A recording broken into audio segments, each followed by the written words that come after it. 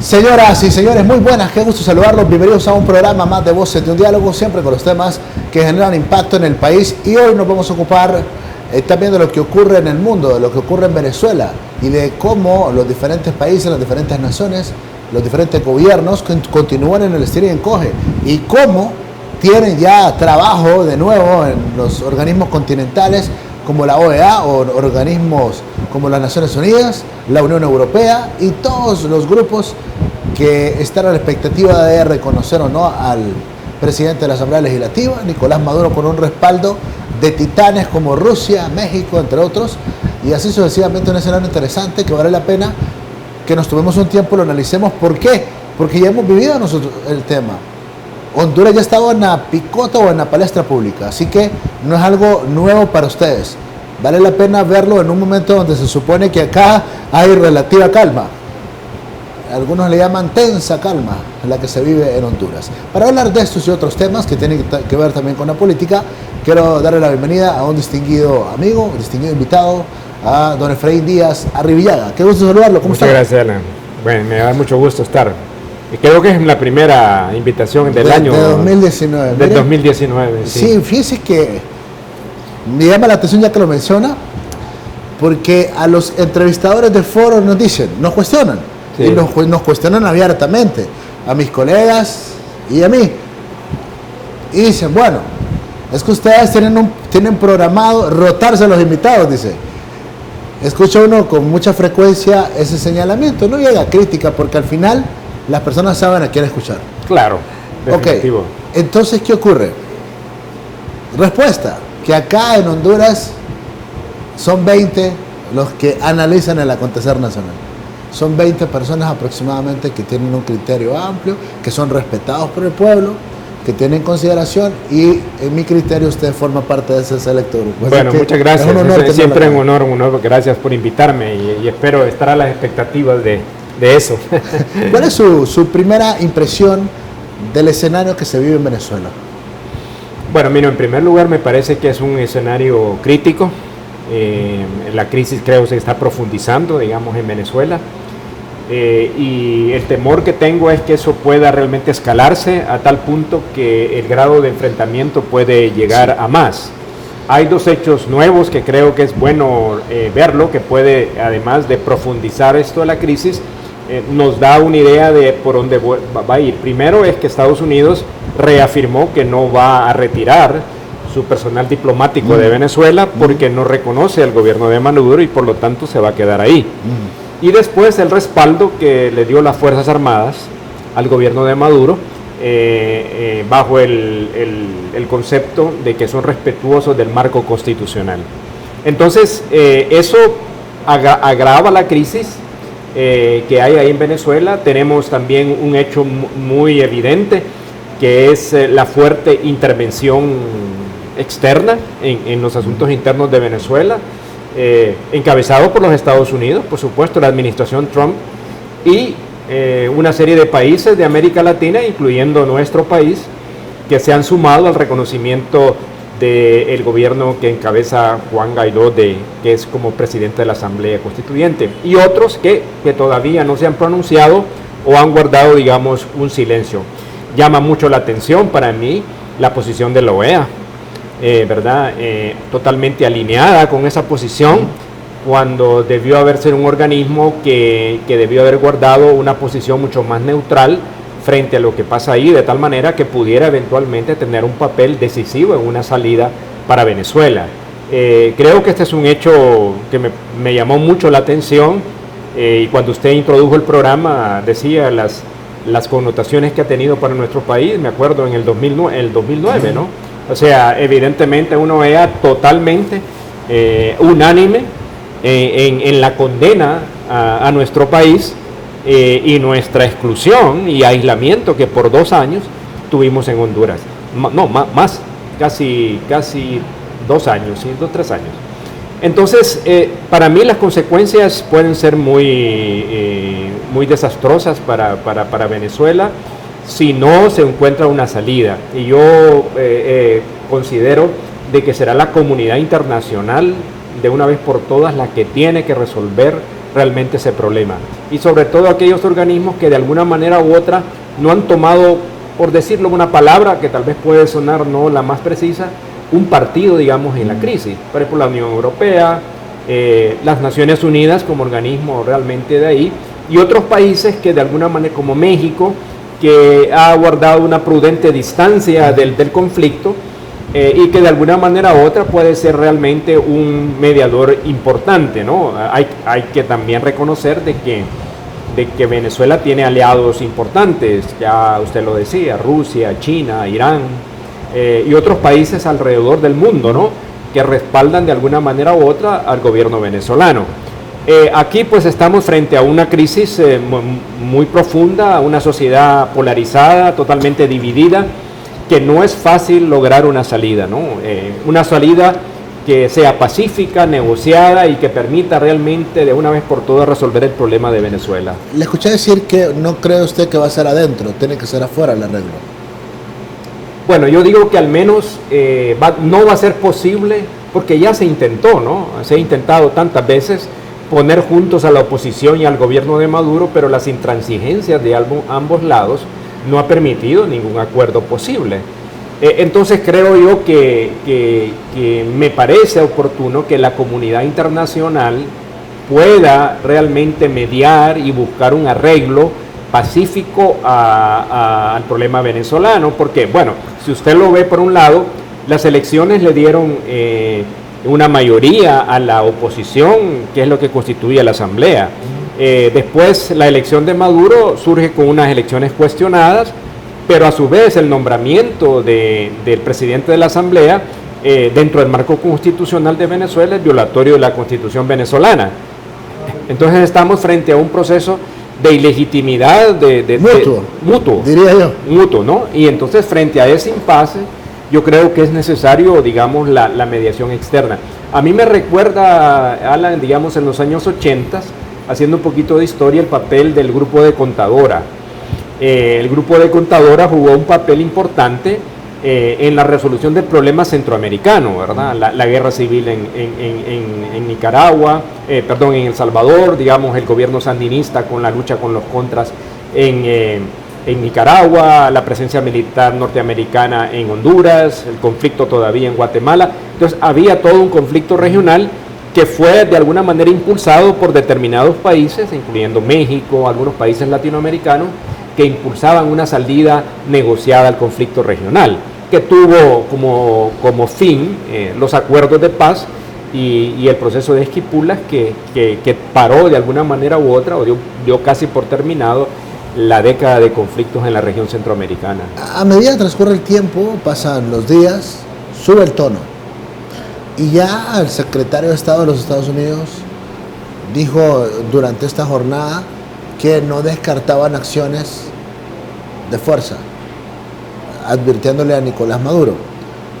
Desde su perspectiva diplomática en primera instancia y luego geopolítica, ¿cree usted que sea viable que Estados Unidos entre militarmente a Venezuela? Mire, ya el presidente Trump habló muy claramente que todas las opciones están abiertas. Y eso significa que una de las opciones es la intervención en Venezuela. Si usted se retrotrae un poco a la historia atrás de los Estados Unidos, en gobiernos republicanos y demócratas, tenemos una historia de intervencionismo para votar gobiernos. En Panamá, en Grenada, República Dominicana. O sea, ya en Chile, en el tiempo de Allende, que no fue casi directamente una intervención, pero fue promovida esencialmente por la CIA, ¿no? Entonces, no podría yo pensar que eso no fuera posible. Claro, el problema es que hay un ambiente de gobiernos aliados de Estados Unidos a nivel continental que están respaldando esa posición de alguna manera u otra, o sea, que no estarían ajenos a una posible intervención en Venezuela. No es algo que yo creo que desearíamos ni para Venezuela ni para el continente. Yo definitivamente creo que no, por eso es que, como le decía anteriormente, me inclino por la necesidad de una acción de la comunidad internacional para encontrar una salida negociada al conflicto. Porque si no se va a escalar y no me extrañaría que pudiera llegar a un enfrentamiento mucho más duro del que estamos viviendo actualmente en Venezuela. En el 2009, el que ostentaba la presidencia en aquel entonces, acá en el país, legal o ilegal, daba una luz al final del túnel. Yo voy a entregar a quien gane las elecciones. Y hubo elecciones. Sabíamos que había un plazo que él marcaba constantemente. Entonces, durante los 6 meses lo repetía para ser objetivos. Pero en Venezuela no vemos esa luz por ninguna parte. El panorama está planteado. No van a entregar el poder los chavistas. No, eso definitivamente, yo creo que no. Y tienen puntos de apoyo, ¿verdad? Además de las Fuerzas Armadas, que evidentemente tienen un apoyo ahí, tiene alguna base popular que fue creada de tiempo del presidente Chávez, que es la base de respaldo, digamos, que el régimen tiene. Claro, se ha ido deteriorando en el camino, ¿no? Indudablemente por una serie de errores que ha cometido, digamos, el mismo Maduro, y que ha repercutido de manera negativa sobre su mandato. Entonces, muchos expertos han estado hablando de la posibilidad de que una salida signifique convocar a nuevas elecciones. De tal manera, unas elecciones que puedan ser monitoreadas, yo digo, internacionalmente, para que todos puedan respetar el resultado final y que de alguna manera u otra las diferentes fuerzas de la sociedad venezolana no se sientan excluidas, porque pretender que por la caída de Maduro se va a resolver la crisis, me parece que es una ingenuidad, y además creo que eso puede desatar todo un proceso de mayor violencia, digamos, dentro de Venezuela. Entonces creo que esa no la veo como salida, pero hay algunos que pueden pensar que puede ser una salida, definitivamente, y no creo que esa sea la mejor salida tampoco. Ok, la posición del gobierno de Honduras. Monitoreábamos las horas y bueno, nos extrañaba que no había un posicionamiento del gobierno de Honduras, pero ya por la tarde dieron a conocer cuál era su posición, y es reconocer al señor Guaidó como presidente interino. ¿Qué valoración le da usted a esa posición? Bueno, mire, es como el mismo caso de la decisión de Honduras de querer trasladar la embajada de Honduras a Jerusalén, ¿verdad? Me parece una posición para mí contradictoria, pero de alguna manera u otra es congruente con este gobierno. Pero fíjese que digo contradictoria porque los señalamientos de ilegitimidad que se dan para Maduro y para el presidente encargado, como él se ha denominado, ¿no? Se llama presidente encargado, es una figura nueva, ¿no? que de repente está ahí, el presidente encargado. Entonces, ¿qué pasa aquí en Honduras?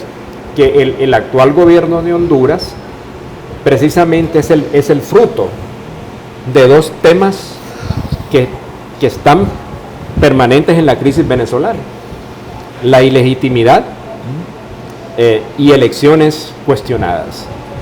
Entonces, los dos elementos de la crisis nacional están en Venezuela, de la misma manera.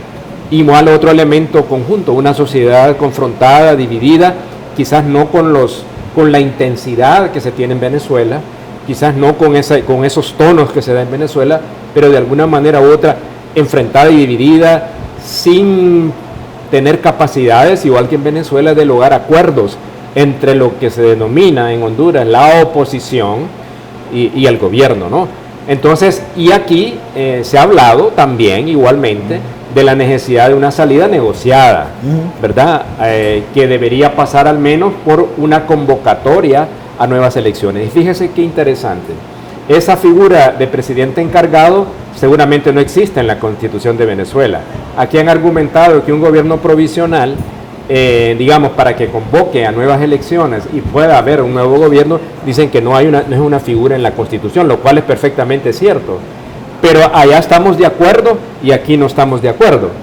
Entonces hay unas incongruencias que tienen que ver, claro, con las propias realidades y contextos, y me parece que el alineamiento del gobierno de Honduras con el gobierno de Estados Unidos para mí es sumamente claro. O sea, las facturas se pagan, ¿no? Y las dos decisiones el traslado de la embajada de Honduras a Israel, a Jerusalén, como esta decisión de Venezuela, es muy claro que está en la línea de la política de la administración Trump, principal sostén del gobierno actual de don Juan Orlando Hernández. Ok, ¿y cómo ve lo de México? Porque le está lloviendo duro y parejo al señor López Obrador, porque tomó la decisión de reconocer a Nicolás Maduro. Bueno, mire, México ha tenido tradicionalmente una política de lo que ellos han llamado la no intervención en los asuntos internos de los países. Esa ha sido una constante, digamos, en la política mexicana, la política exterior mexicana, y creo que de alguna manera u otra me parece que eso ha guiado de alguna manera u otra la decisión del gobierno mexicano. En primer lugar, me pareció correcta, una posición cautelosa, prudente del gobierno mexicano, que ahora de alguna manera desemboca quizás en reconocer al gobierno de Maduro, que bueno, desde el punto de vista formal, es como el presidente, igual pasa en Honduras, pues. Desde el punto de vista formal, el presidente Juan Orlando Hernández, porque hubo un tribunal superior electoral que lo declaró presidente de Honduras. Y López Obrador lo reconoce a Juan Orlando como legítimo. Pues y claro, lo recibió en su toma de posesión. Claro. Y hubo ahí todo un acto especial para un acuerdo, incluso para servir de mediador con el Triángulo Norte. Claro. O sea, que reconoce full a Juan Orlando Hernández. Claro, definitivamente. ¿Por qué? Porque también de alguna manera u otra no podemos desconocer que también hay algunos alineamientos entre Estados Unidos y México respecto a diferentes temas que son de interés de ambos países, el tema migratorio, el tema de seguridad. México se está convirtiendo como una especie de esponja, ¿no? Como buffer, es decir, ese es como el pararrayos que han puesto el escudo para todo el tema migratorio, digamos, desde Centroamérica, para que no vayan a Estados Unidos. Y fíjese que con este tema del otorgamiento de visas humanitarias, es México el que ha asumido el papel. Digamos, si yo pido asilo en los Estados Unidos, de acuerdo con la ley norteamericana, tengo que hacerlo en suelo norteamericano, no en suelo extranjero. Pero aquí llegaron a ese acuerdo. Entonces, hay cosas que uno entiende y no entiende. No, yo digo, utilizo esa como contradicción. Yo siento como que una doble moral. Sí. Porque en unas cosas es bueno, pero en otras cosas el mismo elemento es malo. De hecho, yo digo que de hecho, como decía Maquiavelo, que la política no se mueve, digamos, en base a valores, ¿verdad? Sino que a base de intereses, uno de uno y uno de otro lado. Entonces, en este caso, también no podemos desconocer que en el caso particular de López Obrador, pues ha tenido y la izquierda mexicana, de alguna forma u otra, que ha estado vinculada con AMLO, ha tenido ciertos vínculos en Venezuela. Claro, hay muchas críticas alrededor de eso, más que todo porque, bueno, la pregunta es si Maduro realmente representa una verdadera izquierda democrática, una izquierda humanista, una izquierda de reformas o no, ¿verdad? Ya esa es otra gran pregunta que tiene que hacerse la izquierda a nivel latinoamericano, ¿verdad? Como tal. Y a propósito, ya que también lo menciona, ¿en qué medida se debilita la izquierda con este conflicto? ¿O se fortalece al mantenerse en pie en este fuego cruzado? Bueno, mire, yo creo que lo que uno ve en América Latina es una pérdida de la izquierda en diferentes países. Por ejemplo, Brasil es un ejemplo muy claro. Argentina, por otro lado. Sin embargo, yo creo que también es el surgimiento de la derecha en América Latina, ¿verdad? Ya lo mencionó el presidente de Brasil, ¿no? En su reunión en Davos en Suiza, ¿no? Decir que ya no va a volver la izquierda, digamos, en América Latina. Eso tampoco es cierto. Son ciclos, también son lecciones aprendidas. Creo que cuando se habla de un proyecto político de izquierda, tiene que haber un proyecto político de izquierda. ¿Y cuál es el proyecto que existía? en Argentina, en Brasil. A la pregunta es si existía un proyecto político de la izquierda.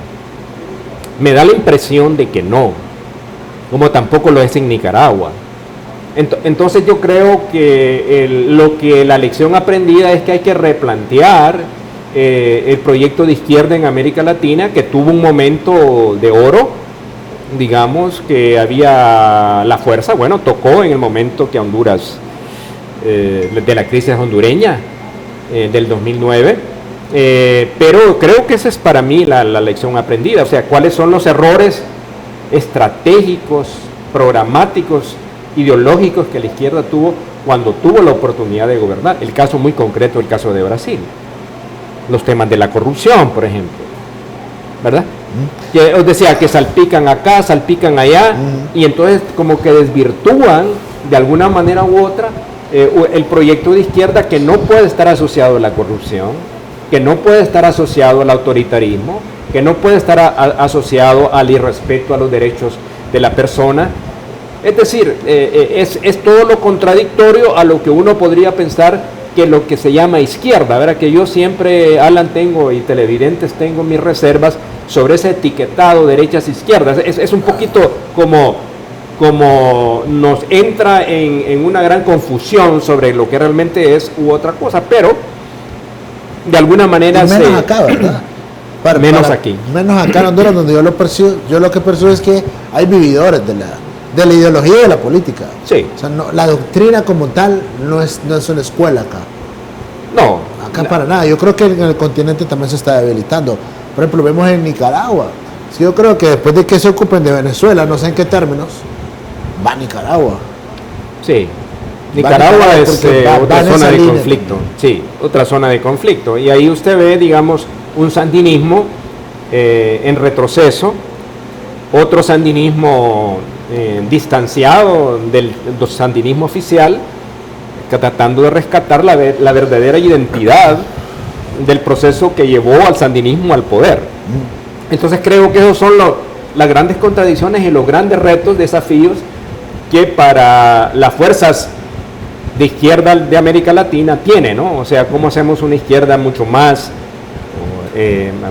humana, más social, más democrática, que pueda realmente juntar toda una serie de sectores, como es el caso, por ejemplo, de Uruguay. Uruguay, que es un país pequeño, pero nadie lo menciona. El Frente Amplio, que es una coalición de partidos de izquierda, lleva gobernando Uruguay ya varios años, con éxito, desde el punto de vista político y económico. Es un buen ejemplo para mí de los logros de una izquierda. Un referente, ¿verdad? Un referente, digamos, de un país pequeño, pero que logró, digamos, en unidad, en la diversidad, superando diferencias que seguramente existían entre esos, desde comunistas hasta demócratas cristianos, son parte del Frente Amplio. Entonces, yo creo que ese es para mí un ejemplo de lo que debería ser un enfoque de una plataforma de cambio y transformación para las sociedades latinoamericanas, como también fue en algún momento la concertación en Chile. Sí. ¿Verdad? La concertación en Chile, que surge después de la dictadura de Pinochet, pero con un programa amplio de diferentes fuerzas políticas, incluyendo la democracia cristiana chilena, ¿verdad? Que fue acusada de algún momento u otro de estar apoyando el golpe que le dieron a Allende, pero formó parte de eso porque entendieron de que las realidades indicaban la necesidad de esa reconciliación y de ese reencuentro de todas las fuerzas, si usted quiere, progresistas de Chile o de Uruguay o de Brasil o de cualquier otro país de América Latina que permita impulsar los cambios. Bueno, y AMLO es un ejemplo también de la misma visión, ¿no? Una visión mucho más amplia, menos sectaria, y que da cabida también a otros nuevos actores en las sociedades latinoamericanas. Son, ¿no?, estadistas estos personajes, ¿verdad?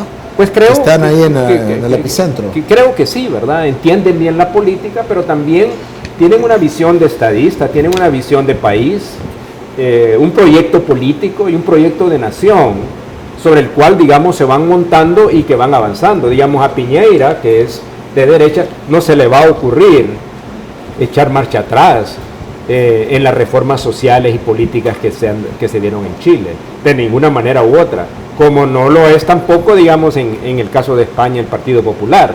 Entonces uno ve de que son derechas, yo diría, civilizadas, ¿verdad?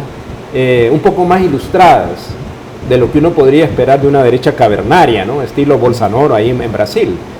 Es decir, eso me parece a mí que son las que pueden hacer las diferencias, digamos, en el continente. Bueno, ya hemos tenido un amplio espacio para echarle un vistazo desde la perspectiva de don Efraín Díaz Arribiega a esta crisis que se vive en Venezuela, y espero que usted también ponga atención en torno a ese tema, porque acá la gente habla. A mí me sorprende el hondureño. El hondureño ya está hablando de Venezuela. Sí. Pero le ocurre lo mismo que se da acá en el país. Habla y de repente no tiene claro el panorama.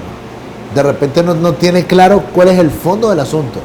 A pesar de que tengo que decir que el pueblo está despertando en Honduras.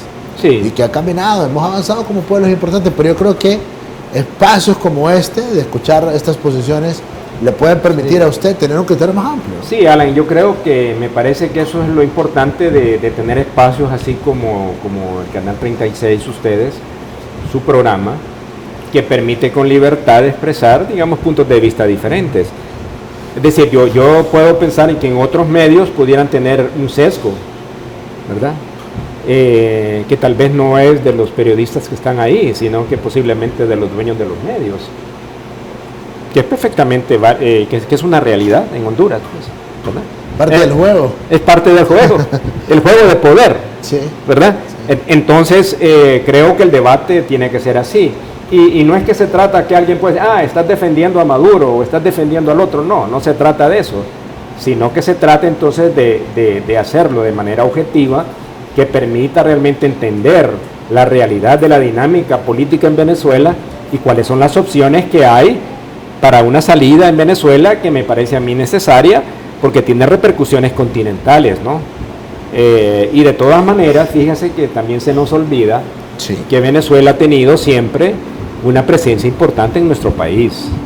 No empieza con Chávez. Y positiva. Y positiva, por supuesto. Y no empieza con Chávez, de ninguna manera, ni que con el gobierno de José Manuel Zelaya Rosales. Absolutamente no. Casi usted se remonta a los 70 o mucho más allá, por precisamente Venezuela fue un país que generó un proceso democrático a través de dos grandes partidos, como era Acción Democrática, de orientación social demócrata, y el COPEI, de orientación social cristiana, que fueron los dos grandes partidos, digamos, de Venezuela, que ahora pasaron a mejor vida, ¿verdad? A la historia, como va por Sí. acá el Partido Liberal. Sí, por ejemplo. exactamente, entonces eso es así, pero ellos tuvieron una influencia muy determinante dentro de fuerzas políticas, digamos, aquí en nuestro país, Ok. incluyendo el partido al cual yo he pertenecido, ¿no? La Democracia Cristiana. Ya acá, platicando sobre lo que ocurre en Honduras, bueno, hemos tenido una jornada interesante de reformas constitucionales, porque entiendo que la clase política que se ha puesto de acuerdo Sí. en esta ocasión, y yo quiero aplaudirlo sin sonar irónico, quiero aplaudirlo, porque mire, ya basta de que porque se peleen los políticos vayan a quemar llantas, vayan a meter presos a unos, a matar a otros, a parar el tráfico, a parar el comercio, a parar por el pleito de los políticos. No se vale. Está bien, Estados Unidos, que es Estados Unidos, ya lo resiente, Sí. el cierre del gobierno. Sí, claro. Pero este país pobre, en desarrollo, no puede darse el lujo que la clase política se pelee y que tengamos que pagar todos como sociedad porque no se ponen de acuerdo o porque se están peleando el poder de forma visceral. Entonces, creo que eso es un punto bueno, no sé cómo lo ve usted, no hay pleito, se están aprobando estas reformas sin mayor sobresalto. Mire, no quiero sonarle pesimista sobre esto, pero yo lo catalogo eso como la gran estafa, ¿no? Así lo he catalogado yo.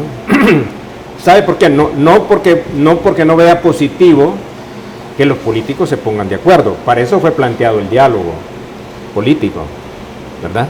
Para que se pusieran de acuerdo, pero boicotearon el diálogo y llevaron esto al Congreso, y lo que hay ahí es un arreglo político. no es un acuerdo político. Y lo que están planteando como reformas, yo muy francamente se lo digo, no son reformas. Ahí es una cuestión más de forma que de fondo. ¿Cuál es el gran logro? Que el Tribunal Nuevo Electoral van a ver representación de otras fuerzas políticas que aparecieron en el escenario político nacional, pero es el mismo esquema del tradicionalismo político. Yo no veo ningún avance en eso. Se lo digo sinceramente, Alan. Es decir, y aunque lo hayan hecho con libre, ¿verdad? Pero en términos reales de decir que eso rompemos con el pasado, no es cierto. No es cierto, es el mismo esquema electoral. Y si usted ve en el Registro Nacional de las Personas, ¿qué hicieron? Generaron una comisión interventora, hicieron una ley a la medida de los interventores para que continuaran en eso. Cuando el Registro Nacional de las Personas tiene que ser un organismo independiente, técnico, totalmente desvinculado de los partidos políticos. Y estamos en el mismo punto. Entonces digo yo, está bien, positivo que se haya un acuerdo, pero que por lo menos no haya muertos, pues, y que no haya conflicto. Bueno, es que conflicto yo digo que siempre va a haber en una sociedad. Y es bueno eso, ¿verdad? Pues yo creo que es bueno el conflicto, siempre que haya capacidad de poder resolver el conflicto. El problema es que nosotros no tenemos capacidad de poder darle salida al conflicto, ¿verdad? Y entonces, que me digan a mí y que le digan al pueblo hondureño que estamos construyendo una nueva arquitectura electoral y política, me parece que es una gran mentira. ¿Sobre quién va a recaer la responsabilidad de lo que ha ocurrido hoy? Partiendo de que si yo soy oficialista, el statu quo me conviene. Claro, por supuesto. Pero si yo soy oposición, no basta un magistrado, hombre. No sé cómo lo ve usted. ¿A qué me refiero? Que cuando caminemos con este tema y que vuelvan las prácticas que no se están tratando hoy y que vuelvan a hacer fraude, sí, y les vuelvan a ganar con fraude, ya no hay posibilidad de pataleo. Claro. Porque el día era hoy. Por eso le digo yo, me parece que ahí hubo una miopía, una visión muy inmediatista de creer que con la inclusión de otros partidos usted iba a garantizar o puede garantizar elecciones limpias, confiables y transparentes. Y no es así. Yo no digo que es así. Okay. No digo que es así. Porque me parece que lo que la gente ha querido o quiere es que realmente usted pueda tener elecciones que garanticen un resultado confiable para la población. Y la población no quiere eso que han estado planteando ahí. Yo se lo puedo asegurar de que no es así. Es decir, porque la gente espera otra cosa. Mire, ¿qué es lo que han visto en el registro? Si el registro no es un mecanismo electoral, el registro es el organismo que hace el registro civil, la tarjeta de identidad. Es un elemento de identidad de los hondureños y un elemento de seguridad en manos de los políticos para sus propios intereses. Entonces, ¿qué cambio es ese? Mire, es que eso hemos desde 1982, hicimos la transición a la democracia, es lo mismo de siempre. Una solución que es la misma del pasado. Yo no veo ningún cambio fundamental en eso, aunque ahora me digan que van a hacer las reformas constitucionales. Bueno, aquí ya... O sea, usted no ve nada impactante, por ejemplo, en el hecho de que exista un Tribunal de Justicia Electoral, o sea, que haya un órgano que se divida y que ahora hay una parte operativa técnica que es la que va a realizar el proceso y otra que es la que va a conocer el marco jurídico. Bueno, mire, lo de la justicia electoral me parece que está bien, o sea, yo veo que eso puede ser factible, pero igual, es decir, ¿cómo la van a integrar? ¿Quiénes van a ser los que van a integrarse esos? Si yo creo que lo que la gente ha pedido, como pasa en otros países, en el cual tenemos tribunales realmente independientes desde el punto de vista de que no está ligado a un partido X, Y, Z, ¿verdad? Entonces, eso es lo que creo que no avanzamos.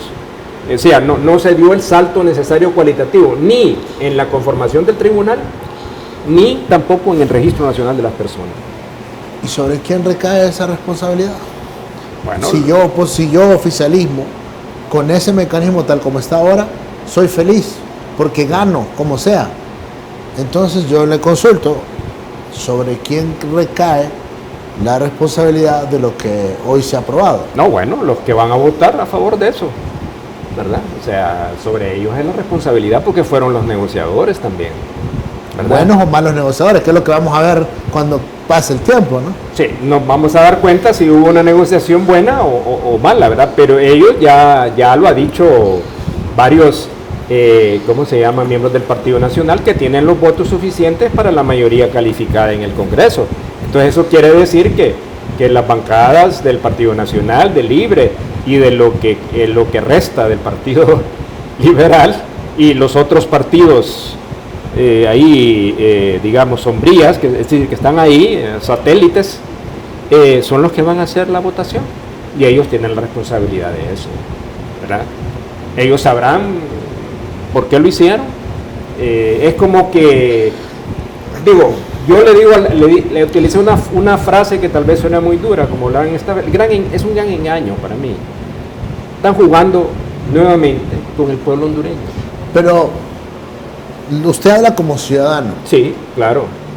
En el análisis político, que vale la pena, si usted me lo permite, que lo planteemos también en todo el contexto, es una gran jugada. Si es así, si en la lectura que le tenemos que dar a esto que se ha aprobado hoy, tenemos que ser un poco más profundo y vamos a tener otros espacios para hacerlo. Sí. Pero estamos hablando en términos generales porque esto está reciente y tenemos que evaluarlo.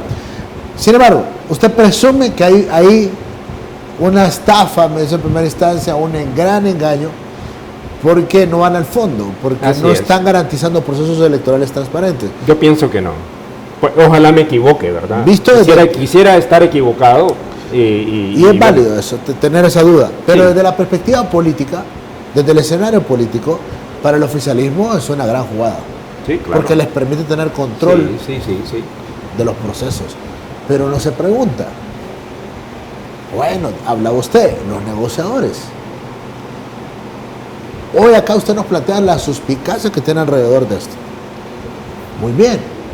Pero ¿y los negociadores? Bueno, ya hoy el partido de gobierno tiene el sello de aval del partido reaccionario de las calles, de los pitos, del pumpuneo, de los quiebra micrófonos, quiebra campanas. Hoy tiene ese sello y ese aval.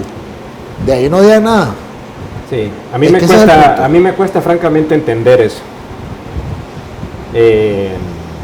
Francamente se lo digo, ya para mí es una decisión muy, muy triste desde el punto de vista del proceso de transformación que uno pensaba que pudiera haber sido, ¿verdad? ¿Qué pasa? Que son una diversidad de fuerzas políticas, pero con las mismas conductas tradicionales de la política hondureña. Eso es lo que retrata ese acuerdo o ese pacto que está ahí. Y fíjese, sin ninguna condición, ¿verdad? De otras cosas, de otras reformas. O por lo menos no visibles. No visibles, ¿verdad? Sí, porque ahí, qué buen punto que me ha tocado. Porque sí, acá al menos no visibles, ¿verdad? No visibles, no sabemos qué acordar. Pero al menos la impresión que uno tiene es que, bueno, se ha dicho, no nos han condicionado a aprobar esto porque tengo que aprobar segunda vuelta o otras reformas que son fundamentales, digamos, para el país.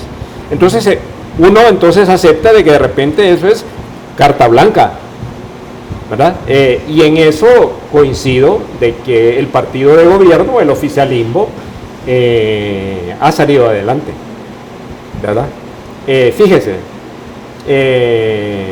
mantuvieron un diálogo que no llegó a nada, ganaron tiempo, llevaron el diálogo y el proceso de reformas al Congreso Nacional y lograron en el Congreso Nacional estos acuerdos que ahora tenemos sin cambiar esencialmente las reglas del juego. Ellos han puesto la agenda.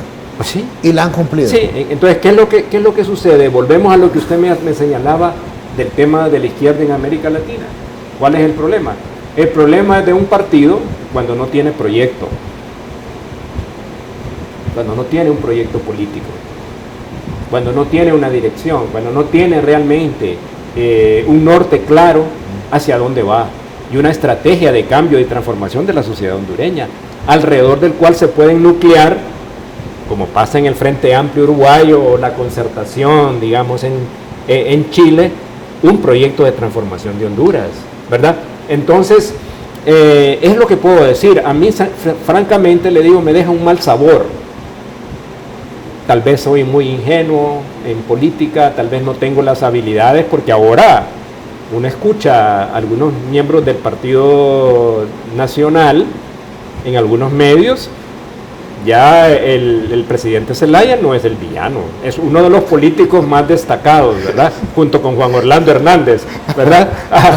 Cachureco. Sí. Cachureco alabando a Mel. Claro, Oh. ¿verdad? O sea, Mire, yo creo que del lado de él está bien, porque estos cachurecos así son. Yo digo, cuando mis adversarios me echan, lo ensalzan, hay que cuidarse, hay que estar atentos, ¿no? ¿Verdad? Y quiero advertir hoy, acá en este programa, y tómenme la palabra, y aquí estoy con don Efraín Díaz Arribillada, y pueda que nos encontremos más adelante, cuando esté la revuelta. Hoy el principal sello de aval que tienen los cachurecos para esta acción legislativa fue Libre. No ocupa, de los liberales ya se sabe, y del resto ya se sabe que no son oposición, pero en el caso de Libre, hoy no hubo, a mí me extrañó, no hubo reuniones de bancada, por lo menos visibles, no hubo reuniones de emergencia. Todavía anoche, como en los tiempos de ustedes, sí, que no dormían ustedes porque les tocaba, eran reuniones y nos llamaban.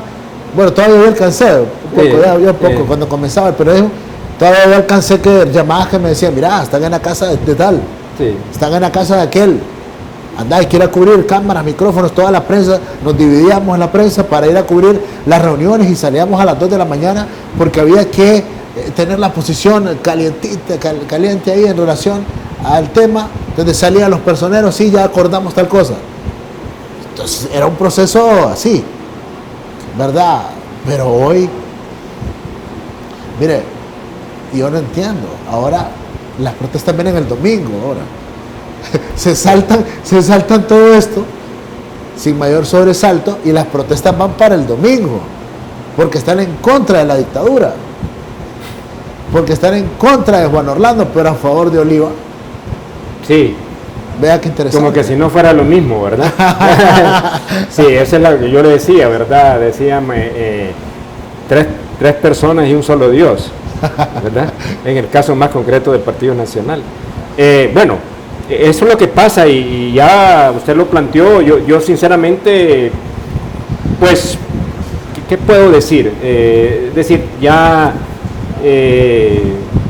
las conductas del pasado siguen presentes, las conductas tradicionales, un partido, digamos, como Libre, que claro es manejado de manera tradicional, ¿verdad? Eso es para mí una de las conclusiones muy claras, a pesar de ser un partido que se perfilaba como un partido de cambio. Todavía pienso, y esto es un llamado también, creo que a la militancia del Libre, que ellos tienen que hacerse una autocrítica y replantear de que el proyecto no puede ser ese, ¿verdad? Desde mi punto de vista, si es que queremos pensar de que hay un partido que se autoproclama, un partido, digamos, de cambio progresista, y algunos se atrevan a decir que es de izquierda, ¿verdad? Entonces, digo, esa es un poquito mi reflexión. Siento también por el Partido Liberal, ¿verdad? El Partido Liberal fragmentado, ¿verdad? Claro, eso ha permitido también otro éxito momentáneo, Alan y televidentes, éxitos momentáneos, ¿verdad? Porque hay veces estos que se consideran como éxitos pueden ser una espada de Damocles, digamos, en el mediano plazo, pueden revertirse y revertirse muy fuertemente. Entonces, pero que han quedado las grandes reformas que el país requería, han quedado como en suspenso y no sabemos si van a ser realmente retomadas posteriormente como para que pueda lograrse, digamos, algunos cambios. No sé si, como dijo usted muy bien, si hay acuerdos efectivamente visibles o no, pero hasta lo que hemos visto hasta ahora es lo único que uno puede tener como conclusiones.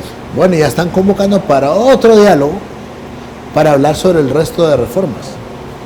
Bueno, pero fíjese que qué cosas, ¿verdad? O sea, cuando se habló del diálogo, el diálogo político, hubo un sector, incluyendo el propio Zelaya, Emel Zelaya, que se encargaron de desprestigiar, de descalificar el diálogo. Los nacionalistas lo utilizaron, digamos, como un instrumento nada más para ganar tiempo, sin querer realmente encontrar ningunos acuerdos fundamentales para los cambios que el país necesitaba. Yo les decía siempre que el Partido Nacional estaba de acuerdo en todo y no estaba de acuerdo en nada. Eso es muy claro, fue muy claro, y ese fue el resultado que quedó ahí como enterrado, ¿verdad? El tema de derechos humanos quedó en el olvido, el tema de la reelección quedó en el olvido, el tema de las elecciones igual. Entonces, ¿hacia dónde realmente estamos? Sencillamente a continuar con lo mismo. Yo no veo ningún cambio fundamental en eso. Entonces, hay ciertos elementos nuevos, algunos movimientos ciudadanos que han aparecido, digamos, como esperanza de que buscar o movilizar la ciudadanía para un cambio diferente en el país. Bueno, todavía creo que esto no se ha escrito, tampoco es el final. Y digo como para a los televidentes decirle que en el país de la desesperanza, que es nuestro país, todavía hay esperanza de que Honduras pueda caminar en otro sentido, pero será la responsabilidad más de los ciudadanos, ya sea organizados o no organizados, que nos manifestemos realmente para que podamos realmente impulsar otros cambios que no son necesariamente lo que los partidos están haciendo, que ellos entiendan cuál es el mensaje de los ciudadanos, y eso me parece que es fundamental. Qué gusto platicar con usted. Gracias. Un placer. Don Efraín Díaz Arribiega, hoy acá en Voces de un Diálogo. Muchas gracias a todos ustedes que siempre están pendientes del programa. En nombre del ingeniero Bastián, encargado de la producción de este programa. Señoras y señores, yo soy Alan Fiallos, con permiso.